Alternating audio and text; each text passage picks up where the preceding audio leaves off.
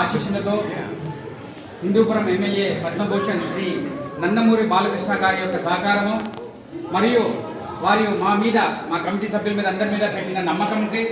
మేము ధన్యవాదాలు కృతజ్ఞతలు తెలియజేస్తున్నాము. సార్ వారి యొక్క జన్మదినం నిన్న సందర్భంగా ఈ మాకు బర్త్డే గిఫ్ట్ మేమందరూ ఇస్తే సార్ కూడా మాకు బర్త్డే గిఫ్ట్ ఇచ్చారని మేము ఆశిస్తున్నాము. అదే రకంగా సార్ వాళ్ళ కార్యాలయం నుంచి వచ్చిన శ్రీ వీరయ్య గారికి శ్రీ బాలాజీ గారికి ప్రత్యేకంగా ధన్యవాదాలు అభినందనలు తెలియజేస్తున్నాము. అదే రకంగా మా కమిటీ సభ్యుల అందరి తరఫున మరియు వ్యక్తిగతంగా మేము తెలియజేసేది ఏమంటే ఈరోజు మన సనాతన ధర్మంలో ముఖ్యమైన దేవాలయం, అందులోనూ శివాయ శివరూపాయ విష్ణువే విష్ణు రూపాయ శివాయ శివ హృదయం విష్ణు విష్ణు హృదయం శివ శివుడు విష్ణువు ఒక్కడే అని తలిచి శివుని ఆస్థానంలో విష్ణువుని విష్ణు ఆస్థానంలో శివుని నిర్మించిన ఈ దేవస్థానము. అదే రకంగా రాముని యొక్క గురువు సప్త ఋషుల్లో ఒకరైన అగస్త్యముని తపస్సు చేసిన ప్రదేశము, అగస్త్యముని శివుని ప్రతిష్ఠించిన ప్రదేశము. మన ప్రతి ఒక్క భారతీయుడు ప్రతి ఒక్క హిందువు యొక్క మూల విరాట్ మనసులో ఉన్న దేవుడు శ్రీ రామచంద్ర ప్రభువు సీతామహాదేవి ఆంజనేయ స్వామి వచ్చి నడిచిన ప్రదేశము. రాముడే స్వయంగా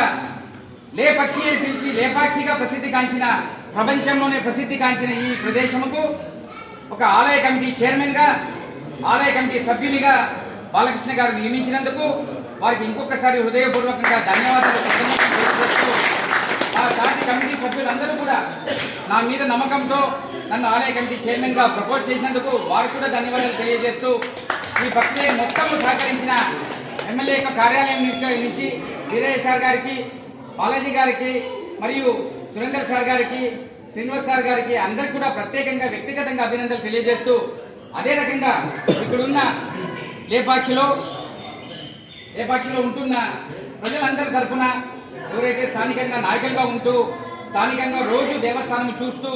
ఆ సమస్యలు కానీ భక్తాదులకు కావాల్సిన వసతులు ఏమని వ్యక్తిగతంగా తెలిసిన విషయం ఉన్న అందరి నాయకులకి, కూటమి నాయకులకి వ్యక్తిగతంగా మొత్తం అసెంబ్లీలో ఉన్న అందరికి కూడా వ్యక్తిగతంగా అభినందనలు ధన్యవాదాలు తెలియజేస్తున్నాను. అదే రకంగా నేను తెలియజేసేది ఏంటంటే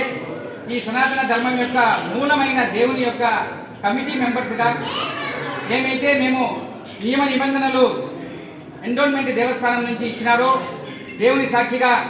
మనస్సాక్షిగా తల్లిదండ్రుల సాక్షిగా ఏమైతే ప్రమాణం చేసినామో దాని ప్రకారంగానే మేము నడుచుకుంటామని, మా యొక్క ప్రవర్తన మా యొక్క ఒక సమాజంలో ఉంటున్న విషయాల గురించి కానీ సత్ఫలితంగా ఉంటూ 10 మందికి ఆదర్శంగా ఉంటామని కూడా అందరి